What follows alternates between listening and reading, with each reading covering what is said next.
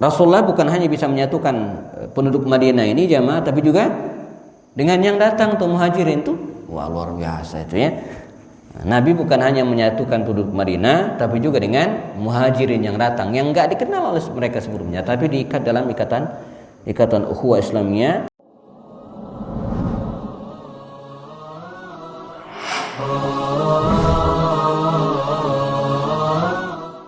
Menyatukan kaum Ansar penduduk Madinah yang 50 tahun berantem terus, kayak masyarakat apa itu Berlan dan mana itu kalau Jakarta ya, atau Jatinegara dan apa tuh Matraman.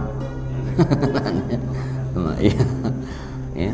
Itu penduduk Madinah itu berantem terus tuh ya. Ada perang namanya perang Bu'ath antara Al-Khazraj dan Aus, dua kabilah terbesar di Madinah, berantem terus sebelum Nabi datang. Dan usut punya usut, emang berantem itu dikrip, dibikin, dikomporin, diprovokasi.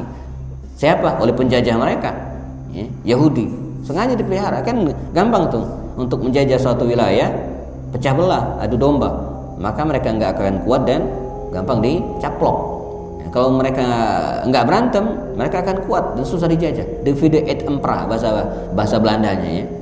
Jadi negara kita ini dihancurkan dengan cara diadu domba.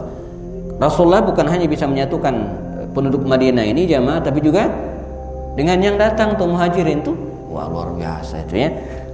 Nabi bukan hanya menyatukan penduduk Madinah, tapi juga dengan muhajirin yang datang, yang nggak dikenal oleh mereka sebelumnya, tapi diikat dalam ikatan ukhuwah Islamiyah yang saya tidak bisa bayangkan gitu kan, begitu kuat ikatan tersebut sampai ada seorang Sa'ad bin Rabi gitu ya, siap membelah rumahnya jadi dua, siap membelah tanahnya jadi dua, dan siap menceraikan istrinya untuk saudaranya.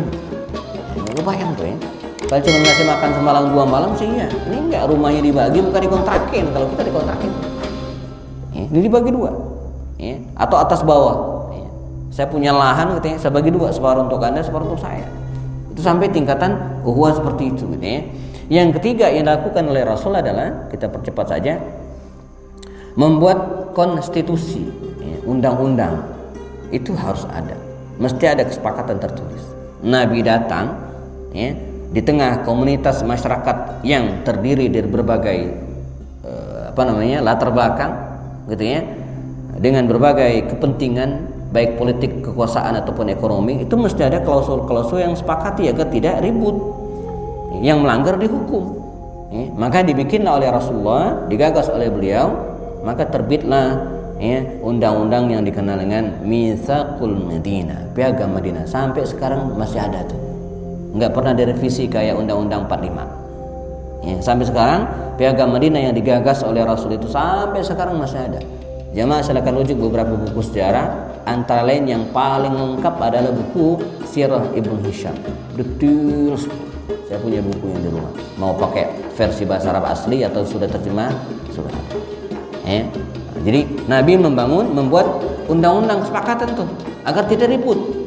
Kalau enggak, masing-masing ya, sesuai dengan persepsinya gitu kan.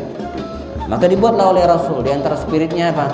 Siapapun dia, agamanya apapun dia, tinggal di Madinah bebas melaksanakan agama dan kepercayaan masing-masing. Jangan saling ganggu, silakan ibadah-ibadah.